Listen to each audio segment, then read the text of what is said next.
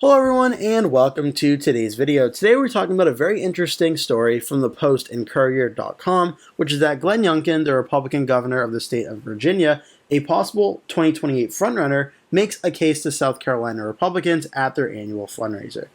So this is particularly interesting and caught my eye because Virginia Governor Glenn Youngkin, who is term limited and cannot run for a second consecutive term in the state of Virginia, is going to South Carolina now and what could be a hint at his next move. This article begins by saying that Virginia Governor Glenn Youngkin rubbed shoulders with major donors at South Carolina Republican Party's annual Silver Elephant fundraiser, fueling intrigue around a possible run for president in 2028. Youngkin, who rose to overnight national recognition after his upset victory in blue-leaning Virginia during the 2021 elections, took the stage at South Carolina Republicans' largest fundraising event of the year on August 9th with a 28-minute speech that was as much an introduction to himself as it was rattling off his resume. He shared the story of what led him to run for governor and his decision to take sides at a time Virginia was still in the throes of the COVID-19 pandemic. He played to the crowd, discussing barbecue and sweet tea, joking that the nation was founded in Virginia before citing South Carolina legend Francis Marion as his, quote, favorite freedom fighter of all time. But he also listed his own accomplishments as governor, bragging about his more than 400 vetoes last session out of his state's Democratic-controlled legislature, while rattling off a series of conservative policy wins, purging non-citizens from the voter rolls, slashing taxes, restricting transgender athletes' ability to participate in women's sports, and expanding parental rights in the classroom, a key campaign issue during that 2021 election. "We put parents back at the head of their table," he told the crowd, "because parents should raise children, not governments." It's still unclear what Youngkin intends to do once his final term concludes. Introducing his fellow Republican, South Carolina Governor Henry McMaster had little to offer beyond noting his counterpart was, quote, a great man, and that while didn't know what he's going to do next, he's on our side. But among those poised to inherit the post-Trump Republican Party, Youngkin seems uniquely positioned. Youngkin, who delivered his party's first statewide victory in Virginia since 2009, is term limited and has only recently begun making inroads into national politics. He is polling poorly nationally, though. A June poll by Emerson College had him polling at just 1% among a dozen possible candidates. But the election is still years away, and Youngkin, while an overnight success, is only just beginning to make inroads into national politics. Saturday's night's speech before South Carolina Republicans was his first visit to the first in the nation's South primary state, and comes several weeks after his appearance at a fundraiser in the key early voting state of Iowa, where he delivered a similar series of remarks on his successes leading his blue-leaning state as a political moderate. Youngkin also visited South Carolina's delegation breakfast at the 2024 Republican National Convention in Milwaukee last summer, where he met with top influencers in the state party. And then it shows some posts from X from South Carolina Republican Party and Glenn Youngkin about the event that he visited. Still, the National Party has been defined by President Trump, while Trump himself personally suggested in a recent interview with Fox News that Vice President J.D. Vance and Secretary of State Marco Rubio are the most likely to assume Trump's mantle once his second term concludes. South Carolina Republican Party Chairman Drew McKissick, however, says there could be opportunities for candidates outside of the Trump mold to find their place atop the ticket, particularly after assessing where the party sits after the 2026 midterms. I mean, we've got a good bench, McKissick told the Post and Courier. We've got a lot of great governors and senators and other folks out there who serve in the administration or are out of it, and can bring a lot to the table. And we've got the luxury of being able to look at all these potential candidates and take our time. Youngkin in South Carolina could have some influential early backers. Longtime U.S. Senator Lindsey Graham, who once floated Youngkin as his choice to run as Trump's vice president to, quote, expand the map for Republicans in last year's presidential race, levied praise on Youngkin in remarks to reporters ahead of his speech, saying he believed he could round out the party's profile nationally. "I think Glenn fills a lane in our party that, quite frankly, is going to get bigger over time," he said. "Delivering results, being a little less ideological and a little more practical, I think he'll be in the mix for a long time to come." Now, this is very interesting because, as always, actually, before I move on, this article was written by Nicholas Reynolds, who covers politics for the Post and Courier, a native of central New York. He lives in Columbia. Definitely check this out. This is a very great article. If you want to learn more about it, it was very, very helpful. So this is very interesting because 2028, we're still a long ways away, but I've been starting to do some videos about a lot of candidates that could be running or rumors of candidates running, particularly in the Democratic side, because that's where things have been getting the most interesting in terms of the Democrats making noise. But on the Republican side, things are starting to heat up a little bit as well. But as the aggregate shows you on Wikipedia here, Glenn Youngkin's name, as the article mentions, really not been close to find here. We see that J.D. Vance has an overwhelmingly commanding lead in the race of the White House polling average at 49.1%. Donald Trump Jr. is in second at 11.1, Ron DeSantis in third at 10.7, Marco Rubio is in fourth at 8.6, RFK Jr. has 5%, Nikki Haley 4.7, Chris Christie 4, Vivek Ramaswamy 2.8, and then 11.9% of candidates all combined for other candidates. And you're going to find Glenn Youngkin in that mix. Now, just to show this here, we do know that Glenn Youngkin does start out with a little bit of support. Not a lot, but a decent amount of support here when everything is taken to account. Glenn Youngkin starts out at about 1% support, which obviously is not a lot and probably not a great starting point for 2028. And that's the reality for the Republican Party right now, is this is all really consistent on how President Trump is doing for 2028. If President Trump and his administration is viewed positively, not just by a majority of Americans, but by a majority of Republicans, especially, J.D. Vance, if he decides to run, will be the Republican nominee in 2028. He's the Vice President of the United States. Other candidates could try and run against him, but the odds of him losing to other Republican candidates as the Vice President, when the President is currently so well approved of by the party, the odds of Vance losing that would be very tough.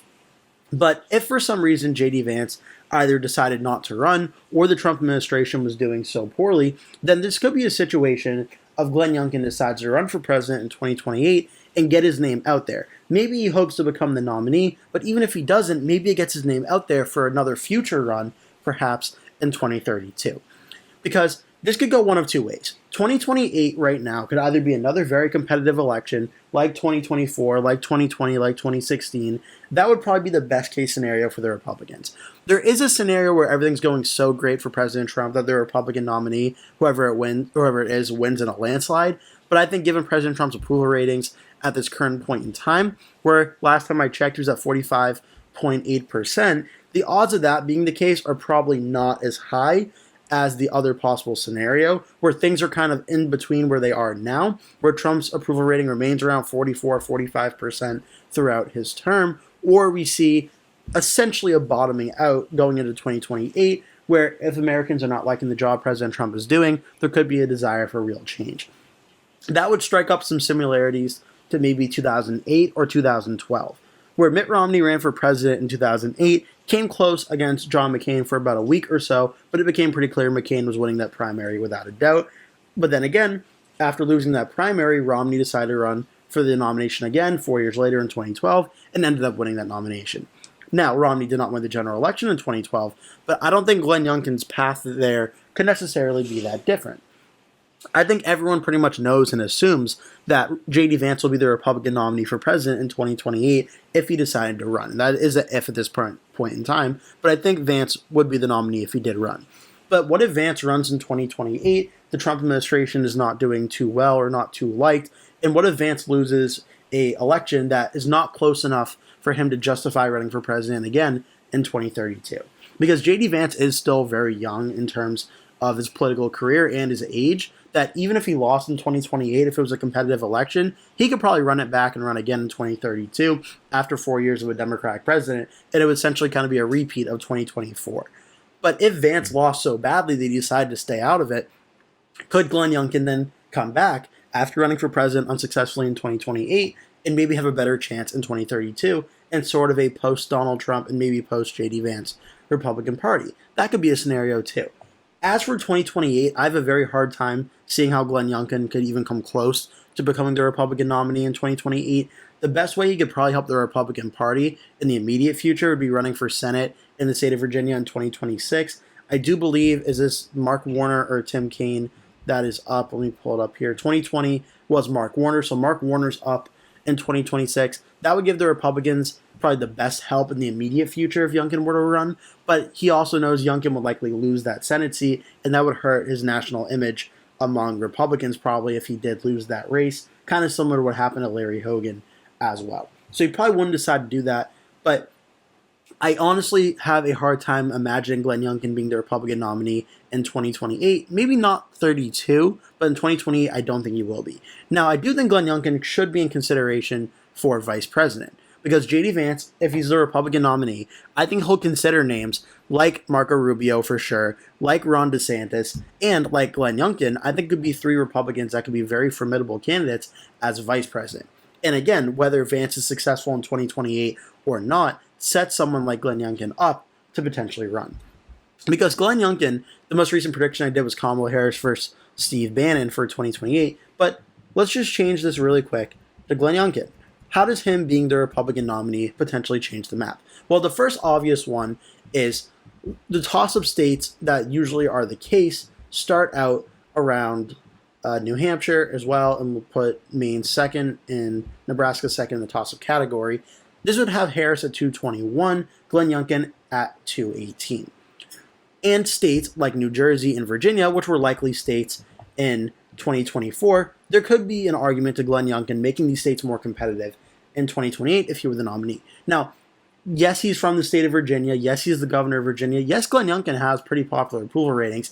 That does not mean to me I would guarantee Virginia would go for Glenn Youngkin because, yes, Virginia's governor being the candidate would certainly be very appealing for Virginians and electing him as president. Virginia has not voted at the presidential level for a Republican, I believe, since 2004. So even though Youngkin is the president, or I'm sorry, not the president, is the governor of the state of Virginia, Youngkin would have to break, essentially at that point, 24 years of election history of the state electing a Democrat. So if Youngkin were able to win Virginia at the 2028 level, that would essentially be house money for him. Because if he's winning Virginia, he's probably winning North Carolina, and at this point in time, he's probably winning Nevada. He's probably holding on to Arizona. Georgia's going to be 100% a coin flip, but if he's winning Virginia, the election is probably going well enough where he's very narrowly winning Georgia as well in 2028. This could get Glenn Youngkin over 270 without having to win any of the Rust Belt states, Wisconsin, Michigan, Pennsylvania.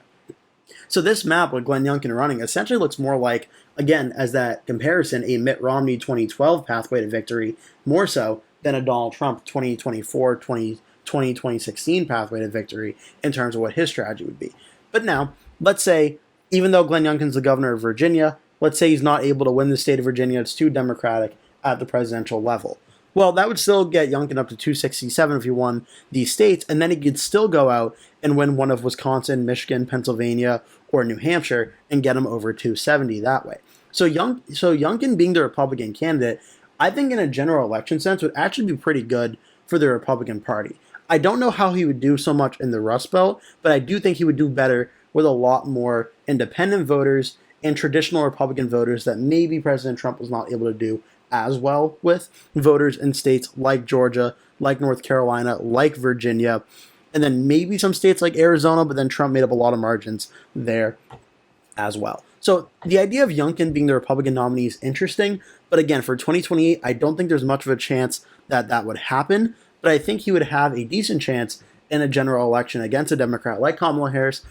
Again, seeing red Virginia at the presidential level, it's possible he could win it. I wouldn't bank on it, but that could certainly be into the conversation as well. But I want to hear what you think. Leave your thoughts all down below in the comment section. Thank you so much for watching, and I hope to see you in a future video.